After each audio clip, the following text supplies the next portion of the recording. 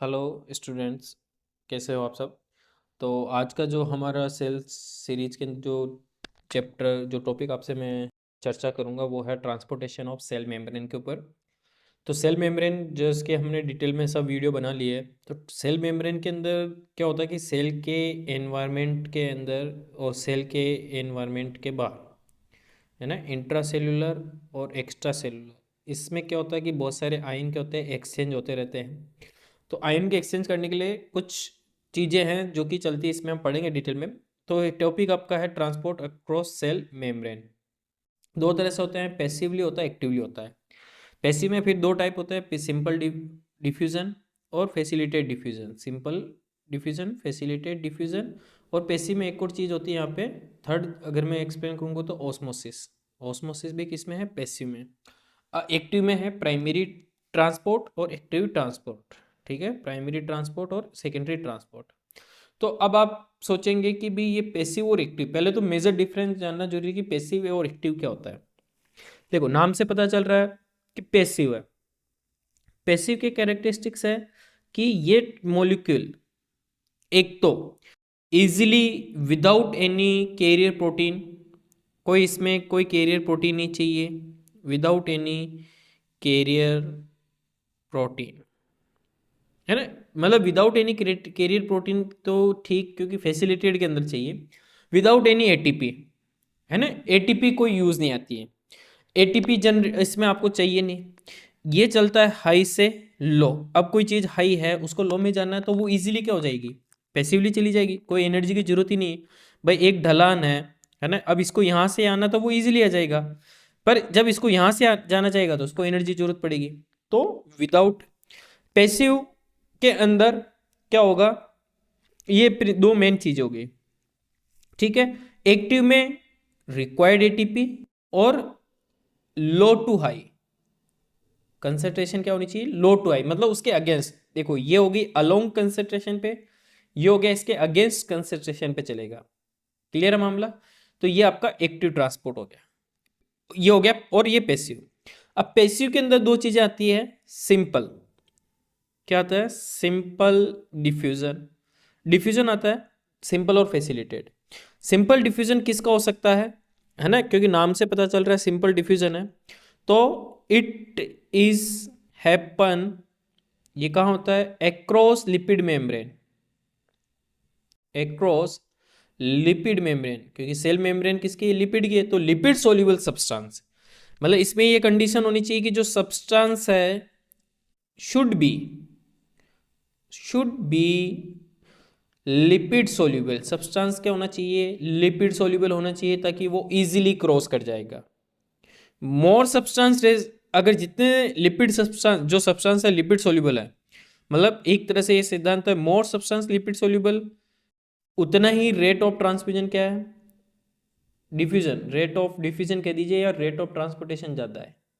क्या हो गया, जितना लिपिड सब्सटेंस आपका वो है उतना ही रेट ऑफ डिफ्यूजन ज़्यादा है। एग्जाम्पल ऑक्सीजन, ठीक है, nitrogen gas, CO2 gas. Hormone में बात करें तो steroid hormone lipid soluble, alcohol, ये क्या होता है कि इजीली सेल मेम्ब्रेन को क्रॉस कर जाते हैं। इसमें फैक्टर अफेक्टिंग की बात करें कि कौन कौन से फैक्टर अफेक्ट करते हैं इसको, तो फैक्टर अफेक्टिंग के लिए तीन चीजें, three factor, membrane characteristics, cell membrane का करेक्टरिस्टिक्स। दूसरी चीज है कंसंट्रेशन ग्रेडियंट। भाई इक्वल कंसंट्रेशन ग्रेडियंट होगी तो डिफ्यूजन कैसे होगा, कंसंट्रेशन ग्रेडियंट होना चाहिए। और क्या होना चाहिए, सब्सटेंस का करेक्टरिस्टिक्स, करेक्टरिस्टिक्स ऑफ सब्सटेंस, है ना। और या प्रेशर ऑफ सब्सटेंस। ठीक है, मतलब अगर इसको अगर हम फॉर्मूले में सेट करें कि भी क्या निकले के आएगा, तो इसका फॉर्मूला इस तरह से बनेगा,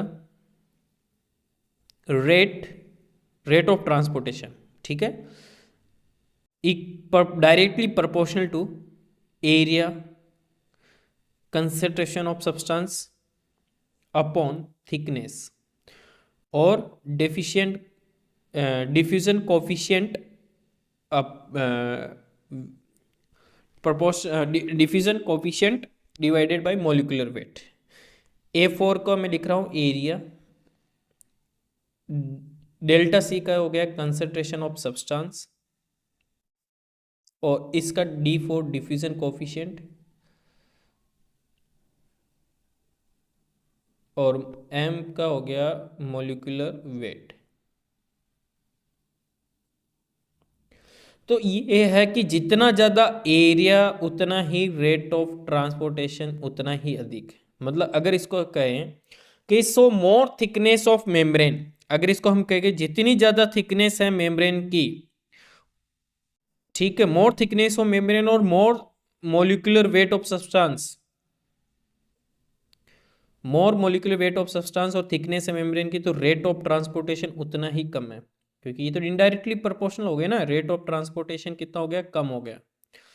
ठीक है, ये इसका कहने का मतलब गया। और जितना ज़्यादा एरिया, जितनी ज़्यादा कंसंट्रेशन है ना, वो उसी का डायरेक्ट रेट ऑफ ट्रांसपोर्टेशन ज़्यादा हो गया। एक बार को सोचिए कि एरिया ये और ये अगर एक कांस्टेंट हो, थिकनेस, एरिया और मोलिकुलर कांस्टेंट हो, तो इस डेल्टा सी से और रेट ऑफ ट्रांसपोर्टेशन का अगर अपन ग्राफ निकाल के आते हैं, तो आपका ग्राफ कुछ इस तरह से बनता है, लाइनर ग्राफ चलता है। लाइनर जिसे हम कहते हैं लाइनर काइनेटिक्स, है ना। अगर आपका एरिया वही सेम है, मोलिकुलर वेट की, सब्सटेंस की थिकनेस और कंसंट्रेशन अगर वरी हो रही कि जितनी ज़्यादा कंसंट्रेशन है उतना ही वो क्या हो रहा है आपका रेट ऑफ ट्रांसपोर्टेशन। तो इधर मैं लिखता हूँ कंसंट्रेशन और इधर लिखता हूँ मैं रेट ऑफ ट्रांसपोर्टेशन। तो क्या होगा, जितनी ज़्यादा कंसंट्रेशन बढ़ाते जाएंगे उतना ही ट्रांसपोर्टेशन बढ़ता जाएगा, अगर वो थिकनेस सब कांस्टेंट फेज में है तो ये इसका फैक्टर अफेक्टिंग हो गया। दूसरा जो हमने बात की थी किसके बारे में, फैसिलिटेड डिफ्यूजन। अब नाम से पता चल रहा है कि यहाँ क्या चाहिए, आपको कोई फैसिलिटी अवेलेबल करानी पड़ेगी। अब फैसिलिटी अवेलेबल है मतलब सेल मेम्ब्रेन के अंदर कुछ कुछ ऐसी फैसिलिटी होती है जिसको फैसिलिटी इजीली नहीं आ पाते। मतलब कुछ certain protein, what I am saying, certain protein which are facilitate this transport. अब ये प्रोटीन कैरियर भी हो सकते हैं, चैनल प्रोटीन भी हो सकते हैं, है ना। मतलब इसके जो, क्योंकि ये जो एक्चुअली प्रोटीन कहाँ यूज आते हैं, अपने एक्टिव ट्रांसपोर्ट में आते हैं। तो इसके जो प्रिंसिपल है लगभग लगभग उसमें आपको क्या है कि इसके जो प्रोटीन के जो प्रिंसिपल है, मतलब क्या है कि ये जो प्रोटीन है ट्रांसपोर्टेशन प्रोटीन, वो प्रिंसिपल किस पे काम करते हैं, एक्टिव ट्रांसपोर्ट पे। एनर्जी यूज नहीं करते हैं, पर इनमें क्या होता है कि एक समय तक क्या होता है कि ये क्या करते हैं कि ट्रांसपोर्टेशन चलाते हैं। बाद में क्या होता है कि ये कंसंट्रेशन कितनी बढ़ा लो, ये क्या हो जाते हैं, फिर सेचुरेटेड हो जाते हैं। सेचुरेटेड यानी फिर ये ट्रांसपोर्टेशन करने के लिए एबल नहीं रहते हैं। अब ऐसे कौन से सब्सटेंस है जो कि लिपिड सोल्यूबल नहीं हो, है ना, जैसे ग्लूकोज हो गया, आयंस हो गए, है ना, ऐसे सब्सटेंस जैसे आयन, ग्लूकोज, ठीक है, लार्ज मॉलिक्यूल, पोलर सब्सटेंस, है ना, इनको क्या चाहिए, इनको चाहिए कैरियर प्रोटीन चाहिए, ठीक है ना। पर इनके करेक्टरिस्टिक्स मैंने पहले बता दिया था कि आपके ये क्या करते हैं, है ना। इसको मैं अगर इरेज करूं क्योंकि आगे है ना, ये स्क्रीनशॉट ले लेना, ठीक है। तो इनमें क्या होता है कि it will same as active transport के प्रिंसिपल काम करते हैं, बट ये ट्रांसपोर्ट प्रोटीन क्या होते हैं कि सेचुरेशन काइनेटिक को फॉलो करते हैं। सेचुरेशन काइनेटिक यानी ग्राफ बनाए तो ये जैसे कि आपने एक बार तो कंसंट्रेशन बढ़ाई, पर एक समय बाद जब इसका क्या हो गया, सेचुरेटेड हो गया, तो फिर आप कंसंट्रेशन कितनी बढ़ा लो, आपका रेट ऑफ ट्रांसपोर्टेशन नहीं बढ़ेगा। इस तरह मैं कंसंट्रेशन लिख रहा हूँ, ये रेट ऑफ ट्रांसपोर्टेशन है। क्या है, रेट ऑफ ट्रांसपोर्टेशन। यहाँ इस लेवल पे आप कह सकते हो टी मैक्सिमम, मतलब ट्रांसपोर्टेशन मैक्सिमम हो चुका है, फिर ये प्लेटो ग्राफ बन गया। प्लेटो ग्राफ के भी इसके बाद कुछ भी नहीं होगा, तो ये हो गया आपका क्या, फैसिलिटेड डिफ्यूजन हो गया, ठीक है। ये दूसरा इसका करेक्टरिस्टिक है, it is a specific particular substance. मतलब एक प्रोटीन जो चैनल है वो पर्टिकुलर स्पेसिफिक सब्सटेंस को ही क्या करा सकता है, ट्रांसपोर्ट करा सकता है, other molecule can not be transported, ठीक है। स्पेसिफिक फॉर सब्सटेंस, बराबर है, ठीक है, समझ में आ गया। तो ये चलता आपका क्या चलता है, फैसिलिटेड डिफ्यूजन, क्लियर है। अब हम बात करते हैं एक्टिव ट्रांसपोर्ट की। किसकी बात कर रहे हैं, एक्टिव ट्रांसपोर्ट, जो कि जस्ट इसका क्या है, अपोजिट क्या देखा था अपन ने, अगेंस्ट द कंसंट्रेशन ग्रेडियंट, मतलब लो से हाई, क्या है कि लो टू हाई, मतलब एक अमाउंट जो पहले से ज़्यादा है उसके अपन ने क्या भेज रहे हैं, अगेंस्ट भेज रहे हैं, समझ रहे हो ना, लो टू हाई जा रहा है। इसका अपन बेस्ट एग्जांपल, जो कि सबसे प्यारा एग्जांपल है इसका, सोडियम पोटेशियम पंप। क्या है, सोडियम पोटेशियम पंप, जिसका एक डायग्राम आप देखिए, ये देखिए आप, ठीक है। अब आप देखिए इसमें कि ये एक सोडियम, ये जैसे कि सेल मेम्ब्रेन दिख रही है आपको, मैं इसको अपन, ठीक है, इससे हाईलाइट कर लेते, जैसे ये कि आपको ये सोडियम क्या दिख रही है, ये सेल मेम्ब्रेन दिख रही है ना, ये सेल मेम्ब्रेन है, और ये क्या आपका सोडियम पोटेशियम पंप है, ठीक है। अब सोडियम पोटेशियम पंप में दो यूनिट होती है, अल्फा यूनिट और बीटा सब यूनिट, बराबर है। अब अल्फा सब यूनिट के अंदर आप देखेंगे कि ये आपके सेल के अंदर, ठीक है, सेल के अंदर बाइंडिंग साइट होती है दो पोटेशियम की, और सेल के बाहर बाइंडिंग होती है तीन सोडियम की, ठीक है, सॉरी, सेल के अंदर इंट्रा सेल्यूलर बाइंडिंग होती है तीन सोडियम की, बाहर की तरफ होती है बाइंडिंग, ये आउटसाइड है सेल, ये इनसाइड। और यहाँ पे किसकी बाइंडिंग होती है, एटीपी, क्योंकि मैंने क्या बताया था कि प्राइमरी एक्टिव ट्रांसपोर्ट या एक्टिव ट्रांसपोर्ट एटीपी को यूज करके लो टू हाई भेजेगा। तो जैसे ही ये सोडियम पोटेशियम एक होता है, तो यहाँ पे अंदर से तीन सोडियम बाहर जाते हैं और बाहर से दो पोटेशियम अंदर आते हैं, जबकि आपको पता है कि सेल के इनसाइड किसकी मात्रा ज्यादा है, पोटेशियम की मात्रा ज्यादा होती है, और सेल के बाहर जो सबसे ज्यादा घूम रहा है वो क्या है, सोडियम ज्यादा घूम रहा है। तो अगेंस्ट, अब अंदर लो अबली सोडियम होगा, पर वो भी क्या कर रहा है, सोडियम को बाहर भेज रहा है, तो अगेंस्ट द कंसंट्रेशन ग्रेडियंट क्या होता है, भेज रहे हैं, क्या कहलाता है, सोडियम पोटेशियम पंप, जिसे अपन एक्टिव ट्रांसपोर्ट करते हैं। ये बहुत जरूरी होता है, क्योंकि सोडियम बाहर जाएगा तो ये जाके आपकी मसल्स, कोई भी सेल्स हो तो वो एक्शन पोटेंशियल करती है, पोटेशियम बाहर रहना नहीं चाहिए, पोटेशियम ज्यादा बाहर रहता तो क्या हो सकता है, कार्डिक डैमेज हो सकता है। तो पोटेशियम कुल मिला के ये एक तो सबसे बेस्ट है, इलेक्ट्रोलाइट को क्या करता है, बैलेंस करके चलता है, इलेक्ट्रोलाइट बैलेंस। दूसरा कंसंट्रेशन ग्रेडियंट करके चलता है, ये सबसे बड़ी क्या खासियत है इसकी, कंसंट्रेशन ग्रेडियंट। अब आप सोचो, अब आप सेल के बाहर क्या भेज रहे हो, तीन सोडियम भेज रहे हो, सेल के अंदर कितना ला रहे हो, दो पोटेशियम ला रहे हो। तो अब आप सोचो कि सेल के अंदर तो पॉजिटिव आयन ज्यादा बाहर जा रहे हैं ना, सेल के अंदर तो पॉजिटिव कम आ रहा है, तो सेल का जो माइनस, जो नेगेटिव एनवायरमेंट 4 मिली वोल्टेज रहता है, वो इसी चैनल की वजह से रहता है। इसी वजह से सेल क्या करती है, आपकी एक्शन पोटेंशियल, रिपोलराइजेशन, डिपोलराइजेशन चलता है। समझ में आ गया, ठीक है। प्राइमरी एक्टिव ट्रांसपोर्ट, अब इसके अंदर दो ट्रांसपोर्ट तो समझ में आ गया ना, कि भाई एक्टिव ट्रांसपोर्ट क्या होता है, कि भाई low concentration to high concentration, जिसका सबसे best example sodium potassium pump पे एक टाइम जैसे एटीपी हुआ, तो एटीपी का, एटीपी में एडिनो डाइफॉस्फेट से एनर्जी यूज होती है, तुरंत ये क्या होता है कि आपका तीन सोडियम को एल्फा, एल्फा पे जुड़े होते हैं, तीन सोडियम अंदर के होते हैं, दो पोटेशियम आए, तो तीन सोडियम ये फ्लक्चुएट होता है, ठीक है, तीन सोडियम बाहर, दो पोटेशियम अंदर होता है, ठीक है। तो ये चीजें आपकी क्या होती है, सोडियम पोटेशियम पंप। अब प्राइमरी एक्टिव ट्रांसपोर्ट और सेकेंडरी एक्टिव ट्रांसपोर्ट क्या है, तो ये जो हुआ ना अभी सेल के अंदर, दैट इज सेल, ठीक है। अब इसको डायग्राम यहाँ बनाओ कि आपने जैसे कि ये अल्फा सब यूनिट बनाया, ये सोडियम पोटेशियम पंप है, सोडियम पोटेशियम पंप ने क्या किया, तीन सोडियम को बाहर किया, तीन सोडियम बाहर किया, दो पोटेशियम अंदर किया। तो ये अपन ने प्राइमरी ट्रांसपोर्ट में पढ़ा, ये होता है प्राइमरी और सेकेंडरी में मेजर डिफरेंस यही है कि प्राइमरी ट्रांसपोर्ट तो डायरेक्टली एटीपी का यूज करता है, ये डायरेक्टली एटीपी यूज करता है, ये दो चीजों पे चलता है, एक तो कंसंट्रेशन ग्रेडियंट और depend on the primary active transport energy, जो इसकी जो एनर्जी होती है ना, रियलाइज करती है इसकी एनर्जी किस पे, प्राइमरी एक्टिव ट्रांसपोर्ट पे। अब कंसेंट, क्योंकि अब क्या होता है, सेकेंडरी ट्रांसपोर्ट क्या होता है, सेकेंडरी ट्रांसपोर्ट में दो चीजें चलती है, को ट्रांसपोर्ट और एक चलता है, को ट्रांसपोर्ट कह सकते हैं, सिम्पोर्ट कह सकते हैं, और एंटीपोर्ट। होता क्या कि जैसे सोडियम की बाहर ज़्यादा जा रहा है, तो अंदर किसकी लेस हुआ, अंदर क्या कमी हुई, सोडियम की कमी हुई, ठीक है।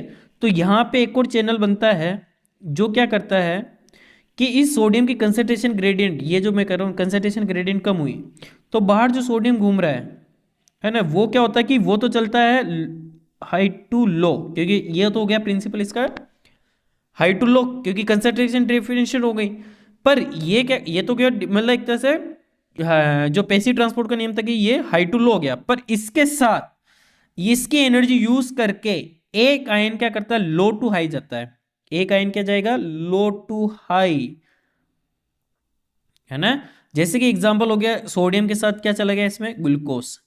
तो ये क्या करता है, इस ग्लूकोज को अंदर भेज देता है। अब ग्लूकोज किसके लिए चाहिए आपको पता है, सेल्यूलर रेस्पिरेशन के लिए, एनर्जी के लिए, है ना, बहुत सारे क्रेब्स साइकिल वो जनरेट करने के लिए सोडियम ग्लूकोज। अब जो मैं को ट्रांसपोर्ट बात कर रहा हूं, तो आप देख रहे हैं कि सोडियम भी एक तरफ आ रहा है और ग्लूकोज भी एक तरफ आ रहा है। तो ये क्या हो गया, दोनों एक डायरेक्शन में, तो ये क्या हो गया, सिंपोर्ट या को ट्रांसपोर्ट हो गया। एंटीपोर्ट में क्या होता है कि जैसे सोडियम अंदर आ रहा है, कैल्शियम बाहर जा रहा है ना। इस आयन, जैसे इस चैनल को हम क्या कहेंगे, सोडियम कैल्शियम एक्सचेंजर। ये कहाँ मिलेगा आपको, कार्डियक साइक मसल सेल्स में मिलेगा। कार्डियक मसल में सेल्स कैल्शियम कंटिन्यूसली बाहर निकलेगा, तभी तो जाके वो एक्शन पोटेंशियल कर पाएगी ना। तो ये क्या हो गया, एक इस डायरेक्शन में, इस डायरेक्शन में, तो क्या हो गया, एंटीपोर्ट हो गया। तो ये हो गया आपका एक्टिव ट्रांसपोर्ट, जिसमें प्राइमरी एक्टिव ट्रांसपोर्ट और सेकेंडरी एक्टिव ट्रांसपोर्ट। तो ये पूरा आपका क्लियर हो गया। अगर अपन वापस रिवाइज करें दोस्तों, तो अपने ट्रांसपोर्टेशन ऑफ सेल मेम्ब्रेन को पढ़ा था, जिसमें आपको दो चीजें होती है, पैसिव और एक्टिव। पैसिव में simple diffusion, facility diffusion, osmosis. Primary transport, secondary transport. Passive में क्या हो गया कि without ATP, high concentration to low concentration और अलोंग द कंसंट्रेशन, मतलब साथ में। एटीपी यूज आती है, लो टू हाई है और against the concentration gradient. Simple क्या हो गया कि भाई लिपिड सोल्यूबल सब्सटेंस होना चाहिए, जितना ज्यादा लिपिड सोल्यूबल उतनी रेट ऑफ ट्रांसपोर्टेशन जाता है। एग्जांपल ऑक्सीजन, नाइट्रोजन, ये वाला हो गया। ये रेट ऑफ ट्रांसपोर्टेशन जो कि इसका फैक्टर अफेक्टिंग है, area, concentration gradient, diffusion coefficient और मॉलिक्यूलर वेट और थिकनेस। जितना ज़्यादा आप रेट ऑफ ट्रांसपोर्टेशन, अगर बाकी के सब कांस्टेंट रहे, थिकनेस कांस्टेंट रहे, मॉलिक्यूलर सब्सटेंस का वेट कांस्टेंट रहे, तो एरिया, थिकनेस, कंसंट्रेशन अगर जितनी आप बढ़ाओगे उतना ही ट्रांसपोर्टेशन बढ़ेगा, जिसे लाइनर काइनेटिक कहते हैं। पर फैसिलिटेटेड में क्या होता है कि प्रोटीन चाहिए, चैनल चाहिए, तो उसमें क्या होता है कि ये सेम करेक्टरिस्टिक्स एक्टिव ट्रांसपोर्ट का है कि भी एक समय के बाद ये ट्रांसपोर्टेशन मैक्सिमम हो जाता है, फिर आप कितनी कंसंट्रेशन बढ़ाओ, रेट ऑफ ट्रांसपोर्टेशन नहीं बढ़ेगा।